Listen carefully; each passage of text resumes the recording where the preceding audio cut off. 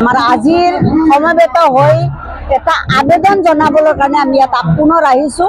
পাহৰা নাই 21 দিন সচলতে ইয়াতে বহিছিলোঁ।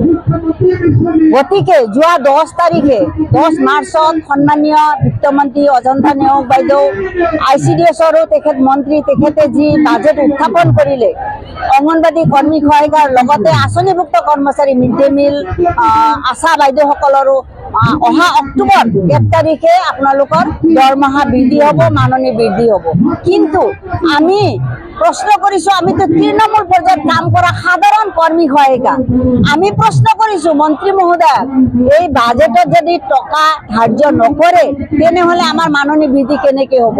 আজিৰ তাৰিখত আমি বাজেটত স্পষ্টীকৰণ বিচাৰি আজি আমি ইয়াত সমবেত হৈছোঁ যে চলি থকা বাজেটতেই আমাৰ অংগনবাদী কৰ্মীসকলৰ মাননি বৃদ্ধিৰ ধন ধাৰ্য কৰক, স্পষ্ট কৰক, আবণ্টন দিয়ক, কিমান কৰিব এই উত্তৰ লৈ আমি ইয়াত আহিছোঁ। এই প্ৰশ্ন লৈ আহিছোঁ, উত্তৰ নিশ্চয় পাম বুলি আমি আশা কৰিছোঁ।